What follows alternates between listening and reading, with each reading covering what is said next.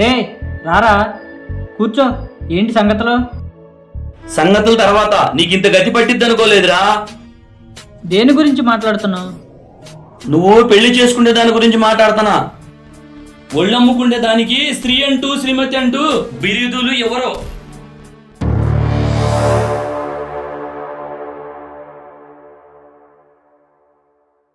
సారీరా. నువ్వు నన్ను తిట్టినా పర్వాలేదు, కొట్టినా పర్వాలేదు. నువ్వు ఆ వేసితే తిరుగుతున్నావంట, ప్రేమిస్తున్నానన్నావంట, పెళ్లి చేసుకోవడం మాత్రం వీల్లేదు. తను వేశ్య కాదు, ఒక అమ్మాయి.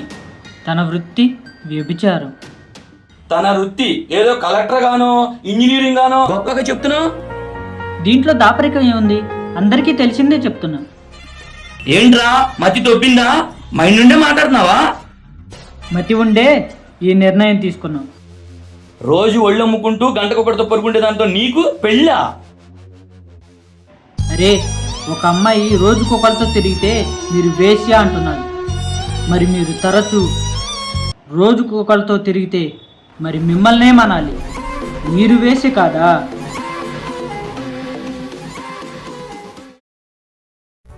పవిత్రమైన ప్రేమ అనే పదాన్ని అడ్డుపెట్టుకుని రోజుకిద్దరు ముగ్గురితో తిరిగే అమ్మాయిలను ఏమంటారు? ఇద్దరు ముగ్గురితో తిరిగే అబ్బాయిలను ఏమంటారు? మీరంతా ముసుగు వేసుకొని పాడు పనులు చేసే వెధవలు. కానీ తను ఏ ముసుగు వేసుకొని ఒక గొప్ప వ్యక్తి. ఒక ఆడది ఒళ్ళు అమ్ముకోవాలని ఎప్పుడూ అనుకోదు.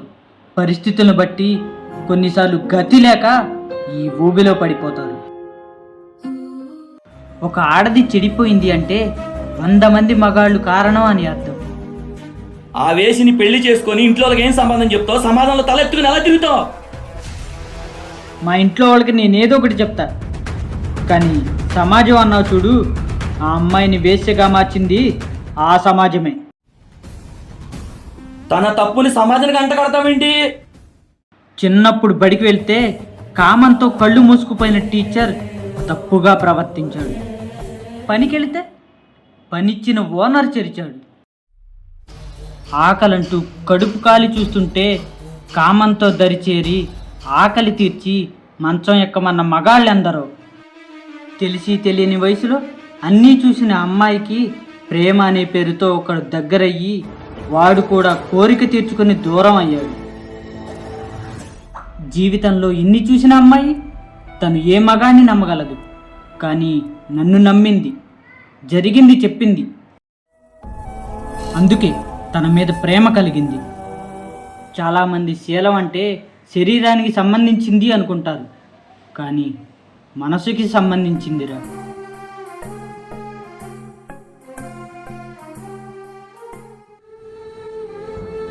తన మనసేంటో నాకు తెలుసు.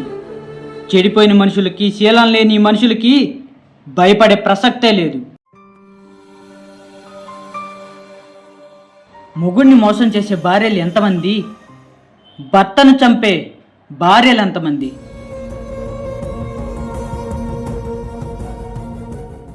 నేను మోసపోతా అనే అవకాశం లేదు. నన్ను చంపుతుందన్న భయం అంతకన్నా లేదు. అయినా తను కావాలని చేసిన తప్పు కాదు, అవసరానికి చేసిన తప్పు. తనలా కొంతమంది ఆడపిల్లల జీవితాలు కాకూడదని, వాళ్ళకి చదువు ఉండాలని, జీవితం ఉండాలని వాళ్ళ కోసం చేసిన తప్పు. అందుకే తన తప్పు చాలా గొప్పగా అనిపించింది. అందుకే పెళ్లి చేసుకుంటున్నా.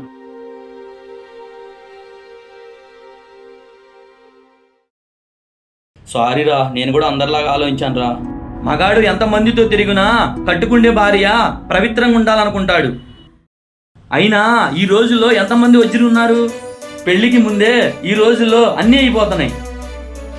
పెళ్ళైన తర్వాత వాళ్ళ పార్ట్నర్తో ఎంత నిజాయితీగా ఉంటున్నాడన్నదే పాయింట్. నేను నీ అంత గొప్పగా ప్రాక్టికల్గా ఉండకపోవచ్చు, కానీ ఇన్నాళ్ళు మన ఫ్రెండ్షిప్లో ఇవాళ నువ్వు గొప్పగా కనపడుతున్నావురా. విగ్రహం ఎప్పుడు పెడుతున్నావు? నువ్వు పోయిన తర్వాత. నీ అబ్బారే.